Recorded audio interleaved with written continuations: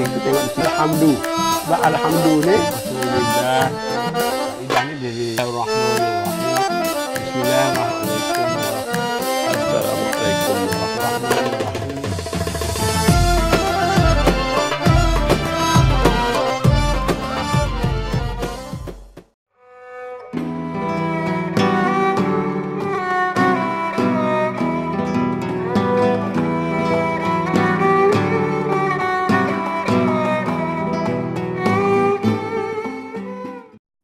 Okay, bismillahirrahmanirrahim. Assalamualaikum dan salam sejahtera. Untuk hari ini kita akan sambung siri ketiga kitab Matlub Baitin bersama Ustaz Kamil. So macam biasa, kalau ada apa-apa boleh bertanya kepada Ustaz Kamil. Okey, dalam masa mungkin dalam 20 minit. Okey. So dipersilakan Ustaz. Assalamualaikum warahmatullahi wabarakatuh. Bismillahirrahmanirrahim. Alhamdulillah Rabbil Alamin. Wassalatu wassalam ala sayyidina Rasulil Amin. Wa ala alihi wa sahbihi ajma'in. InsyaAllah pada petang ini kita menyambung pengajian kita pada faidah fi fadailil ilmi. Faidah ni dari perkataan Melayu lah. Ini satu faedah pada menyatakan beberapa fadilat ilmu. Jadi pengarang ni selepas dia bagi khutbah 2 siri lepas, 2 siri dah kita buat khutbah dia. Jadi masuk bab pertama ni, dia tak masuk bab juga ni, dia panggil faidah dia. Jadi dia bercakap dulu tentang fadilat atau kelebihan ilmu. Riwayat daripada Dailami. Dailami ni seorang periwayat hadis daripada Ibnu Umar, hadis Nabi SAW dikatakan, bagi orang yang alim syafaatkan olehmu daripada anak-anak murid, dan jikalau sampai sebilang-bilang bintang di langit sekalipun. Jadi saya terus teranglah, saya belum jumpa hadis ni. Jadi barangkali orang-orang hadis bolehlah bantu dalam kitab apa, riwayat Dailami dia kata ni. Jadi tag hadis tu bolehlah tolong bantulah. Siapa-siapa yang minat bidah hadis boleh tolong carilah. Jadi maknanya di sini dia gambarkan seorang guru boleh memberi syafaat kepada anak murid walaupun seramai mana anak murid seperti bintang di langit. Jadi saya haraplah sesiapa yang berminat untuk mengkaji hadis, kajilah hadis tu. Saya sendiri bukan bidah hadis. Saya ni bidah pemikiran Islam, bidah usuluddin, dan juga bidah syariah boleh sikit-sikit buat waktu sejana muda dulu. Tapi bidang hadis ni saya bukan ahli lah. Jadi kita minta bantuan lah daripada orang-orang yang ahli dalam bidah hadis. Dan riwayat daripada Malik bin Dinar, man a'ana talibal ilmi a'tahu Allahu kitabahu biyaminihi. Malik bin Dinar ni tabi'in. Dalam buku-buku tasawuf, nama Malik bin Dinar ni dibincang selepas Hasan al-Basri. Dan Malik bin Dinar ni dia pernah bertemu dengan sahabat-sahabat. Antara sahabat yang dia bertemu ialah Anas bin Malik. Dan dia punya kaedah, dia kata, siapa bertemu dengan sahabat Nabi, maka seolah-olah dia bertemu dengan Nabi. Sebab sahabat itu masih membawa pengajaran, tingkah laku, perangai dan akhlak Rasulullah. Cuma dia tidak jadi sahabat, dia jadi tabi'in. Tapi dia ni di kalangan awal sufi, dia anggap seorang ahli tasawuf. Saya tidak tahu adakah satu keterlampauan, sebab dalam kitab tasawuf ni dia banyak macam tu. Kalau Imam Hasan Basri itu sampai 40 tahun tak senyum, takut kepada Allah. Tapi yang Malik bin Dinar ni, saya baca kitab tasawuf, dia kata 40 tahun juga dia sembahyang menggunakan wuduk sembahyang isyak untuk sembahyang subuh. Maknanya malam tu macam dia tak tidur lah. Dia sembahyang daripada sembahyang isyak sampailah subuh, pakai wuduk tu ya. Kalau kita sekali nak berkentut lah, nak macam-macam. Tapi kalau ada orang faham literally, macam isyak tu simpan sampai subuh. Yalah, maknanya Ada orang- maknanya isyak ni, waktu isyak ni, maknanya bukan dekat dengan subuh. Waktu isyak ni lepas ada maghrib, isyak lah. Maknanya simpan semaya tu sebab dia semaya tahajud apa semua tu semaya lah. tahajud. Bukanlah simpan daripada isyak atau Dia bawa amal tidur ibadat. ke apa. Maknanya ibadat dia tu terus menerus daripada maghrib sampai daripada isyak sampai subuh dengan air semayang yang Sama. wuduk yang sama. Dan banyak di kalangan mereka itu macam tu. Cuma kita nak banding dengan kita sekarang ni. Mungkin kita ni makanan ke apa ke, macam-macam lah. Nak masuk bilik air lah. Kemudian dia kata tadi, orang yang menolong penuntut ilmu, Allah Ta'ala akan beri kitab dia esok dengan tangan kanan. Kan kita tahu semua, di pada masa kita akan diberi file masing-masing, buku amalan kita masing-masing. Jadi orang yang baik diberi dengan tangan kanan, orang yang buruk diberi tangan kiri. Jadi orang mengajar ilmu ni dikatakan akan mendapat daripada tangan kanan. Sebab itulah kita tengok ulama-ulama kita terutama sekali suka sangat mengajar, suka sangat mengajar. Macam pengarang kitab ni, dia kata dia tiap hari mengajar, kemudian mengarang, kemudian mengajar, kemudian menyuntik balik, edit balik buku-buku dia dan sebagainya. Jadi kerja-kerja kebajikan tu menyebabkan dia jadi ahlul yamin.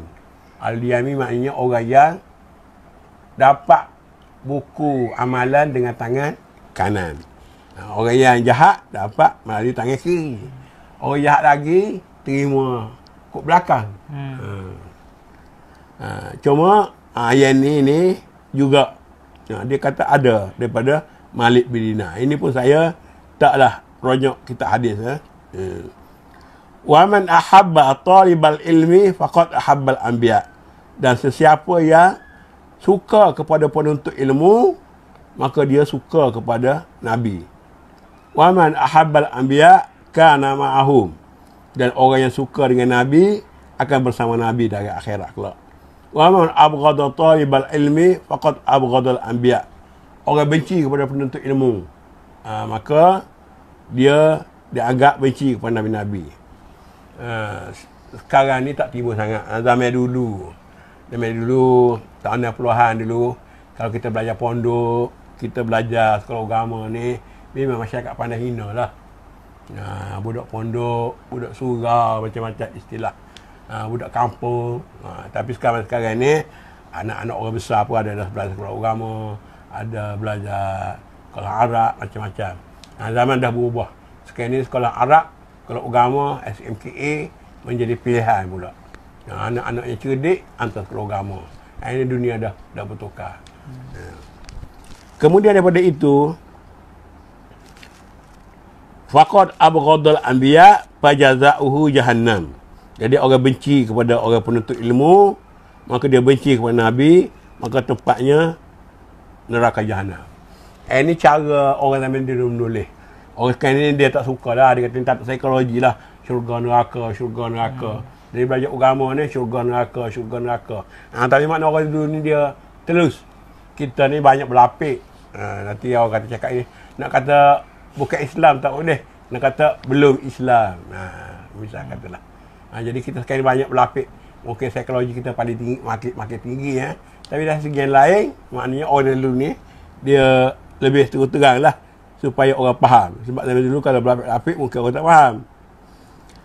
Jadi dia kata pula di sini, wa inna li talibil ilmi syafa'ah misla syafa'atil anbiya walahu fi jannatil firdausi asyarata ala fi qasrin wa fi jannatil khudi mi'ata alfi madinah min nurin wa fi jannatil ma'wa salasuna alfa darajatin min yaquti ahmad walahu bi kulli dirhamin yunfikuhu fi talabil ilmi minal huril ain bi'adadin nujumi sama'id dunya wa bi'adadil malaikah wa man safaha talibal ilmi haramallahu jasadahu ala nar.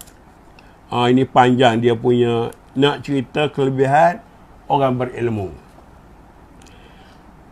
Penuntut ilmu syafaat seumpama syafaat anbiya. Jadi tu orang zaman dulu nak hantar anak sekolah, nak hantar anak belajar, terutama sekolah agama, supaya anak-anak tu boleh memberi syafaat kepada ibu bapa. Zaman sekarang ni pula orang berebut-rebut hantar anak ke kelas tahfiz Quran dan sebagainya, sebab orang kata orang yang menghafal Quran memberi syafaat kepada ibu bapa. Jadi macam-macam lah. Syafaat ni bahasa Melayu kata-kata macam apa ni? Apa syafaat ni? Bagi manfaat kelebihan. Jadi macam kata-kata kita kena tahan di polis. Lepas tu kita diberi syafaat oleh wakil rakyat ke, katalah rakyat dunia macam tu lah. Diberi pertolongan lah. Sama ada Quran kata tu ayat kursi kita baca je. Apa ni? Allahu la ilaha illa huwal hayyul qayyum la ta'khudhuhu sinatun wa la nawm lahu ma fis samawati wa ma fil ard man dzal ladzi yashfa'u indahu illa bi idnih. Tak ada orang dapat bersyafaat kecuali dengan izin Allah Subhanahu wa taala. Jadi syafaat ni pun ada syafaat besar, ada syafaat kecil. Macam kita di mahkamah lah. Ada yang denda 1,000, ada denda 2,000, ada wakil ayat katalah syafaat dia setakat berapa. Tak ada. Jadi Nabi beri syafaat yang besar lah. Nabi Muhammad SAW syafaat paling besar. Kemudian pula dia kata di sini tadi,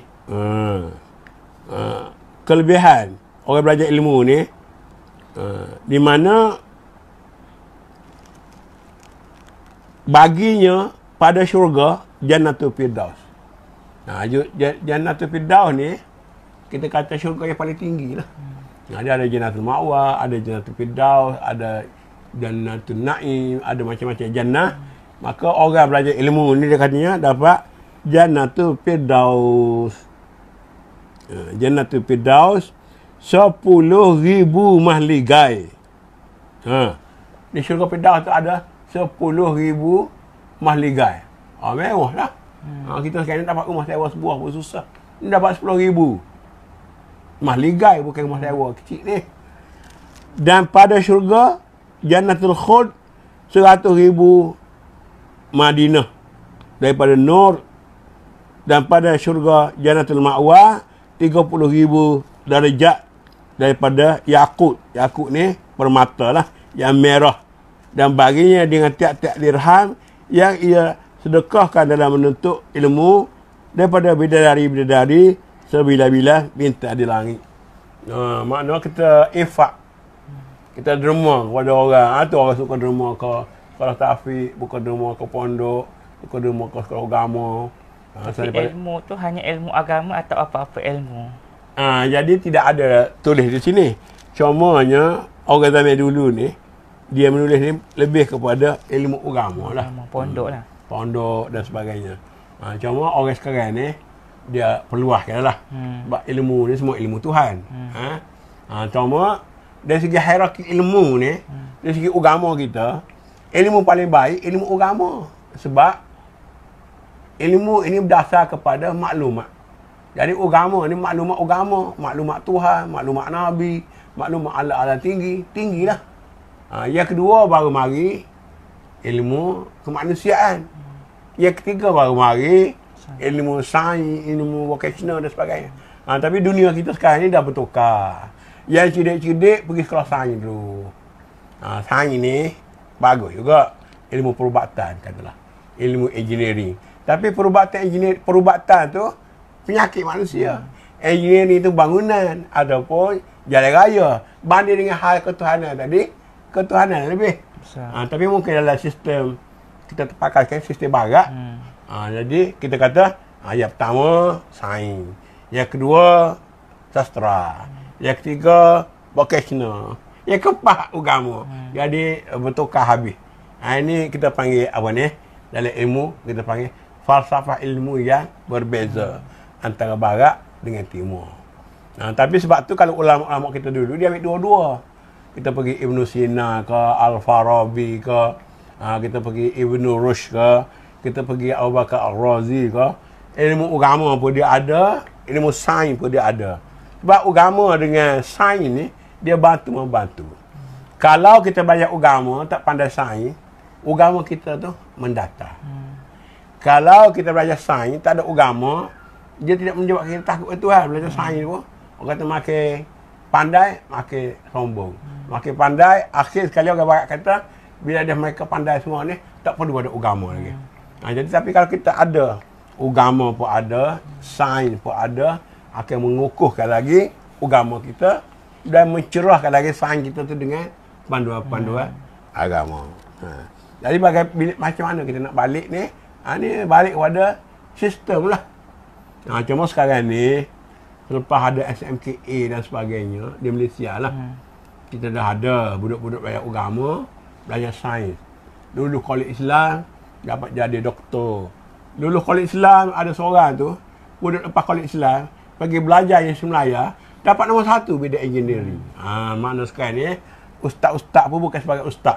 Ustaz yang belajar sains, ustaz yang pandai bahasa Inggeris, orang panggil pro-ustaz. Pro-ustaz, profesional ustaz. Atau ustaz profesional. Dan ada juga orang-orang jadi doktor. Yang pergi belajar di Mesir, dia belajar bahasa Arab. Balik pandai agama, lebih pada ustaz pula. Mengajar sedap ada ustaz. Pasal dia ada sains, dia ada agama. Jadi itulah macam sekarang bidang pendidikan pun ada macam-macam. Macam kat sekolah ada sains dan agama. Even kat universiti pun pengajar Islam dia sekarang lebih luas, bukan hanya agama kan. Dia bagi tahu pula di sini ni, bagi duit, derma, infak kepada orang belajar ilmu ini, dapat bidadari pula. Sebanyak bintang di langit. Ini pun saya nak confirm lah dengan ahli-ahli hadis. Sebab ada juga berlaku, saya kita tafsir, ulama-ulama dulu, dia tengok orang malas semaya. Dia pun cerita lah, kelebihan semaya ni begini, dengan ganjaran-ganjaran macam ni, supaya orang ni rajin semaya. Kita tak naklah agama ni dicampur aduk dengan ada hadis yang palsu ke, ada hadis yang dhaif ke.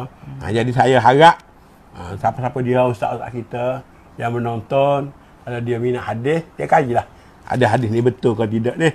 Saya tak berani lah sebab saya bukan ahli hadis. Ni ada soalan. Ya. Okey, daripada rakan kita tanya bagaimana cara terbaik untuk memertabatkan semula ilmu agama. Jadi zaman dulu, saya kata zaman Ibn Sina apa dulu, dia pada kecil dia ajar agama dulu. Ajar agama, ajar bahasa Arab, hafal Quran. Jadi bila budak terbesar sikit, baru dia belajar matematik, dia belajar sains dan sebagainya. Tapi zaman sekarang ni, kita nak buat sendiri tak boleh. Benda ni sistem. Jadi bila sistem tu pada masa kita ni, dia berkait dengan usaha kerajaan. Jadi kerajaan kena buat, kena letak buat kementerian, baru dia jadi. Kalau buat sekolah rakyat biasa, dia tak sampai standard. Jadi kena kerajaan lah. Daripada sampai masa sekarang ni, kerajaan pun tahu, orang sekarang semua nak agama. Sebab kalau sekolah tidak agama ni, saya tanya pelajar-pelajar saya, bekas-bekas pelajar saya, yang jadi ustaz, jadi ustazah, budak-budak sekolah biasa ni, dalam sebuah kelas, 45 orang, 50 orang tu, yang semaya sekolah menengah. Dekat satu ke, jam 4, jam 6 ke, 5 orang ke. Mana 10% yang semaya. Yang lain tak semaya. Tanya pasal dia kata malah. Dia kata mak bapak dia pun tak semaya. Jadi sebab tu, masyarakat tak percaya kepada sekolah biasa. Sebab tu sekarang ni, kalau sekolah agama, SMKA tu, payah nak masuk. Sebab yang dapat 90%, 90%, 80% yang boleh dapat masuk. Yang lain terpaksa kena tolak sekolah biasa. Jadi sepatutnya kerajaan memperbanyakkan lagi lah. Sekolah-sekolah, kita panggil agama campur. Aliran. Sains. Sekolah sains, aliran agama. Sekolah agama, aliran sains. Kita campur tu. Ni kita rakyat, kita kena minta dengan kerajaan lah. Kerajaan ni, dulu banyak juga orang pergi minta, menteri kata cukup dah, habis kota dah. Macam-macam alasan lah kita tak nak tu. Tapi kalau masyarakat menyebabkan bila kerajaan tak buat macam tu, orang pergi atas nak. Kalau agama, rakyat, kalau tahfiz. Kalau kerajaan buat sendiri, tahfiz hak rasmi kerajaan. Asramanya lebih baik, sistem lebih baik, guru lebih baik, belajar pun lebih baik. Tapi kalau kita harap macam pokok yang tumbuh sendiri tu, dia tak hasilkan hasil yang baik lah. Kemudian dia sebut di sini lagi, siapa yang, sampai pergi sekali siapa yang bersalam, berjabat salam, penuntut ilmu Allah Ta'ala haramkan jasadnya daripada api neraka. Wa man a'ana talibal ilmi kataballahu bara'atu minan nar. Dan sesiapa yang menolong orang belajar ilmu, Allah Ta'ala akan lepaskan yang daripada api neraka. Ala wa inna talibal ilmi idza mata ghafarallahu liman hadara janazatah. Dan sesiapa yang menuntut ilmu, jika dia mati, Allah Ta'ala akan ampun dosa-dosa orang yang hadir ke tempat jenazahnya. Sebab itulah dalam masyarakat kita ni, kalau tok guru meninggal ke, orang alim meninggal ke, ramai sangat orang pergi tu. Asal nak mendapat keampunan Allah. Cuma sekali lagi saya nak sebutlah, makna boleh bantulah kita tahqiq, tengok elok-elok hadis, supaya kita ada sandaran yang kuat. Tapi bukanlah saya pertikaikan kitab ni, tapi saya kata inilah cara ulama dulu menulis supaya kita ni cinta kepada ilmu. Kemudian dia sebut di sini sebeda Nabi lagi, man ta'allama baba minal ilmi liya'mala bihi wa yu'allimahu ghairahu kana khairan lahu min 500 rakaah. Siapa yang belajar ilmu tapi belajar tu untuk beramal, bukan belajar tu untuk bermegah, bukan belajar tu untuk CJ, bukan belajar tu untuk orang gelar doktor, untuk apa, belajar betul-betul untuk beramal, kemudian nak mengajar pula orang lain, maka dia kata lebih baik daripada 500 rakaat sembahyang. Maknanya kita semua tahu sembahyang nak ibadat paling baik. Tapi kalau belajar ilmu, pahalanya macam 500 rakaat sembahyang. Wa man ta'allama baba minal ilmi liya'mala bihi wa ya'allima ghairahu kana khairan lahu min 1000 raka'atin raka'aha. Hadis ni pula dia kata sebelum Nabi ni, sesiapa yang belajar satu bab, bukan belajar semua, belajar satu bab daripada ilmu untuk beramal dan mengajak orang lain, lebih baik daripada sembahyang 1000 rakaat. Ini maknanya besarnya pahala orang belajar ilmu, apa lagi mengajar ilmu. Cuma nak cari keikhlasan lah. Jangan pula mengajar tu supaya glamour, mengajar tu nak cari sesuatu, nak berdebat pula, nak lawan dengan orang pula. Ini nak betul-betul ikhlas. Itu yang payah nak carinya. Barang siapa belajar satu bab daripada ilmu, ni kita dah baca tadi. Saya dah ada arak saya tu lah. Dan cerita, ini cerita pula. Daripada lepas pada hadis ni, cerita. Cerita Ustaz-Ustaz Wida hadis, tolonglah saya. Daripada Sayyidina Anas radhiyallahu anhu sabdanya, man ahabba an yanzura ila utaqa illahi minan nari falyanzur ilal muta'allimina wal mustami'ina wa wallazi nafsi Muhammadin biyadihi ma min muta'allim wa mustami'in yamshi ila babil ilmi illa kataballahu lahu bi kulli qidami ibadata sanah wa bana lahu bi kulli qidami madinah fil jannah wa ma dama yamshi ala al-ardi fal ardu tastaghfir lahu wa yamsi wa yasbah maghfuran lahu wa syahidatil malaikah lahum annahum utaqa'ullah minan nar. Walau siapa kasih bahawa memandang kepada pemerdekaan, dia kata siapa nak tengok orang yang Tuhan merdekakan daripada api neraka, mana tengok orang yang terlepas daripada api neraka, maka hendaklah ia tengok kepada orang yang menuntut ilmu dan orang yang mendengar. Jadi kita ada menuntut, kita ada orang mendengar. Menuntut ni pergi mengaji, bawa kitab, bawa kalas, bawa pensel, bawa kertas, mengaji. Kalau dia orang panggil mondok. Hak dengar ni macam kita dengar kuliah subuh, kuliah maghrib masjid, bawa telinga lah. Bawa telinga negak, masuk tengah kanan, keluar tengah kiri. Pas lupa. Itu belajar cara mendengar ni 10 tahun duk dengar masjid. kuliah subuh, kuliah maghrib, nak dengar lah. Tapi kalau kita mengaji, mengaji 4-5 tahun, kita pula baca kitab, kita pula mengajar orang. Atau biasa mendengar kalau ni. Sekarang ni, ada media sosial, contoh macam video, kira Facebook sekarang ni pun kira macam menuntut ke mendengar? Mendengar lah. Mendengar lah. Sebab menuntut ni, kita boleh tanya, kita boleh apa semua sekali lah. Tak laki orang panggil. Kalau mendengar ni, dengar gitu lah. Saya ingat mendengar lah. Tapi kalau kita dapat buat cara online, ada interaktif ni, macam mengaji juga. Boleh macam menuntut juga. Menuntut juga lah. Cuma menuntut melalui maya lah kita panggil. Maka demi Tuhan, diri Muhammad dengan tangan kodratnya tiada daripada orang yang belajar ilmu dan orang yang mendengar ilmu berjalan ia kepada babul ilmi, mereka disurat oleh Allah baginya dengan tiap-tiap langkah ibadat setahun. Itu jalan kaki. Tiap langkah tu lebih pahala. Kalau lagi jauh, lagi besar pahala. Sekarang ni, dah tak langkah dah. Kita pakai putaran tayar motor. Putaran tayar kereta. Apa kalau dia ngaji jauh lagi? Dia mengaji luar negara ke Mesir, Jordan, Morocco tu. Ke Portugal pula. Berapa pula? Tu banyaklah pahala. Jadi pahala belajar ilmu ni memang banyaklah. Tak ternilai lah. Sebab itulah ulama-ulama dulu dia mulakan ni.